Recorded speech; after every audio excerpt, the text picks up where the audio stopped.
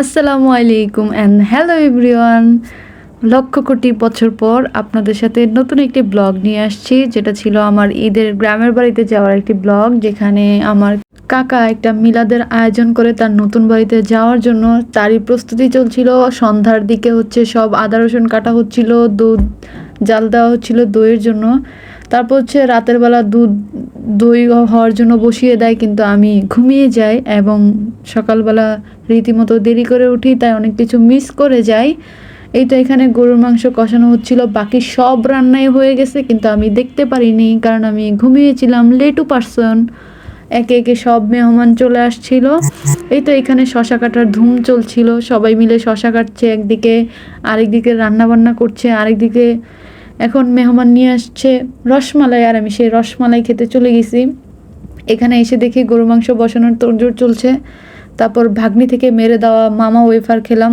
এখানে দেখি মাছ হয়ে গেছে, এখানে গরুর মাংস রান্না করা হচ্ছে। একের পর এক রাঁধুনি এখানে চলে আসছে তাদের ক্যালমা দেখানোর জন্য, আর এখানে মাটির চুলায় ভাত রান্না করা হচ্ছিল। আবার ভাগ্নি থেকে চিপস মেরে দেওয়া, সবাইকে ভাগ করে দিচ্ছিলাম যে নাও নাও চিপস খাও। আমি কিন্তু চিপসটা মেরে দিয়েছিলাম। তারপরে এই তো এখানে টমেটো দেওয়া হলো, তারপর এখানে করলা ভাজির জন্য আয়োজন করা হলো। আসলে আমরা ওই মুহূর্তে এত এত পরিমাণ আনন্দ করছিলাম বলার বাহিরে। এখানে আমার আম্মু পোলাও বসানোর জন্য তোড়জোড় করছিল, তাই আমিও নিজের ক্যালমা দেখাতে একটু নেড়ে দিয়ে আসলাম যাতে পোলাওটা খুবই মজা হয়। তারপরে এই তো এখানে আমার ভাইও চলে আসে তার ক্যালমা দেখানোর জন্য। আবার এখানে আমার আম্মু তার ক্যালমা দেখাচ্ছে। তারপরে ভাবলাম একটু তাদেরকে টেস্ট করে বলি কি মজা হয়েছে কিনা গরুর মাংসটা। হঠাৎ করে খাবারের মাঝে আব্বু ফোন দিল, পুরান বাড়ির এদিকে আসো, আমি একটু আসছি। গেলাম, গিয়ে দেখলাম আব্বু মিষ্টি নিয়ে আসছে, এইদিকে কাজিন তরমুজ নিয়ে আসে, সেই তরমুজই খাচ্ছিলাম। তারপরে চলে গেলাম মিষ্টিতে, এখানে একটা ফেমাস মিষ্টি সেটাই খেলাম। তারপরে চলে আসলো আমার আরেক কাজিন তার কিউট কিউট বেবি নিয়ে। আর এখন যে বেবিগুলোকে দেখছেন তাদের দেখে অবশ্যই মাশাল্লাহ মাশাল্লাহ বলবেন। যারা ভুলে যাবেন তারা আমার কথা শুনে আবার মাশাল্লাহ বলবেন।